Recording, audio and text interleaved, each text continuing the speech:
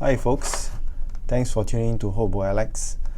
This video is about the wireless flight adapter from RHA and my test with various headphones.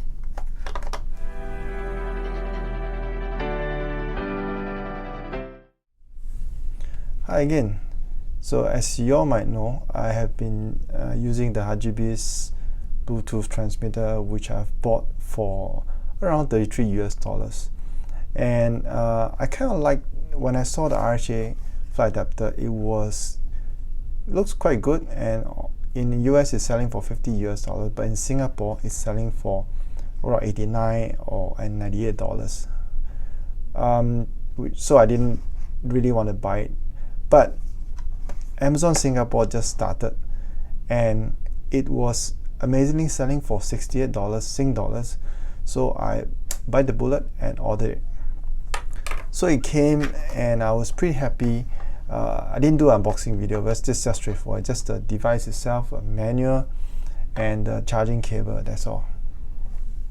Okay, so specs wise, it can last 16 hours. I mean, this is the key thing that why I bought this adapter, because when using the Hagibis, I will only manage maybe about 3 hours before I have to charge it again. So this having a battery life of 16 hours means I don't need to charge it so often, and I have no fear of running out of juice when using it. The other good thing is that it can even allow two headsets to connect to the same device. Although in an aircraft environment, I don't think that's actually quite practical.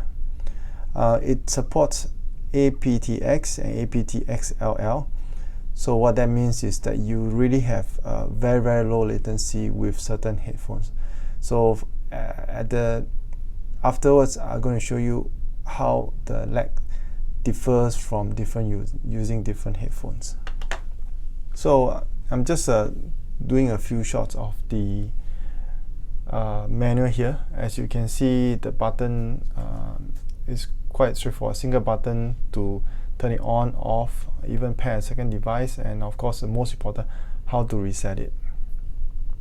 And the light, there's only a single light at the front where it will show you whether it's pairing, is it successful in pairing, and even the battery life, how much battery life thereabouts left. So the next few pictures is here. You see me using it on the airplane. So I've traveled with this on a long overnight flight. Certain airplane, for example, in this case, it connects up to the back of the front seat, so it's quite easy to connect. Of course, the other thing why I like about using this RHA, it has the two prongs built in, whereas the Hagibis I actually have to have this adapter to use it. So pretty neat. I don't have to worry about getting this, and to be honest, the overall size is pretty damn small. So that's for one of the seat. On another flight I was coming back it was on the armrest. So as you can see, it kind of like stick up from the armrest, but you can actually fold it back. Actually, you can fold it back here.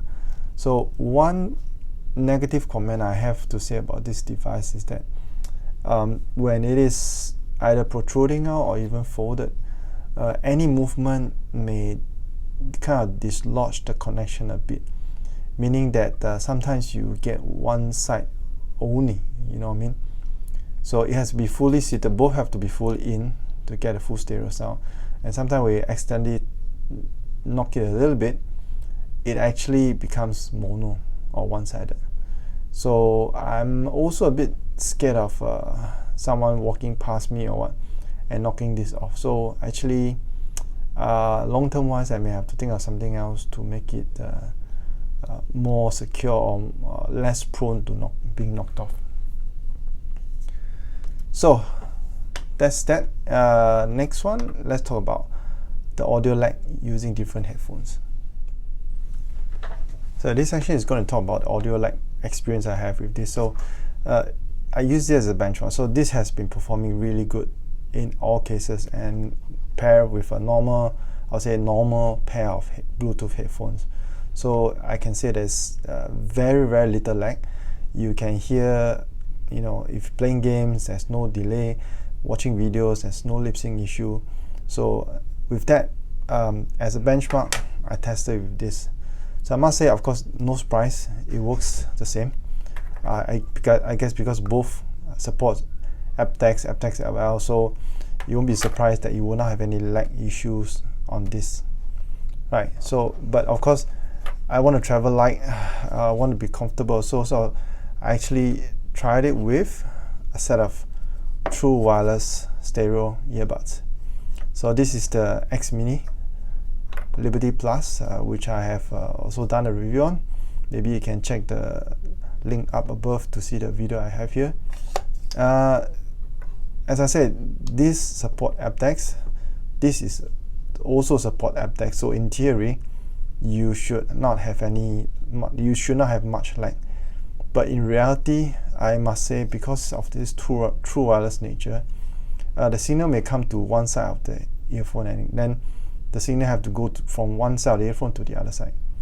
So what that means is there is perceivable lag. And it's so obvious when watching movies, lip sync wise, and when it's even more obvious when the pilot or the stewardess is making an announcement. You can hear a very distinct echo between the loudspeaker and what you hear in the earphone. So unfortunately, I couldn't enjoy my wireless flight with very comfortable earphone. I mean, this, don't get me wrong, this is comfortable, but an overnight flight, you know, it's really hard to sleep with this one. So I was looking forward to sleeping this one. So what to do? Well, I must say I bite the bullet and I bought myself a pair of AirPods Pro. So they are fantastic. I don't think I'll do a review on this one. There's just tons of review already on the YouTube. But ultimately, what does that mean? This pairing is okay. Why I would say okay? I mean, the lag on this AirPods Pro is a little bit more than using a normal pair of headphones, right? Bluetooth headphones. But to put it honestly, if I don't go and focus on the lip sync issue, you don't really know. I don't really care, because these are so comfortable. I could wear I even wear it. I would say because of the transparency mode. So when the stewardess came and talked to me, I just press and then go into transparency mode. Compared to the other side, the other one I have to either take it out, or even there is a transparency mode on my PXC 550, but it's very unnatural. Whereas the transparency mode on this is so good. Really, it's like you won't even wearing earbuds there when there are people talking to you. So I really love this combination right here, and just that there's a little bit of lag, but for long flights where it's overnight, wearing this allows you to sleep. I mean, with the earphones on, with some music playing, and I must say it's truly a lifesaver. So there you go. This will be my travel companion from now on.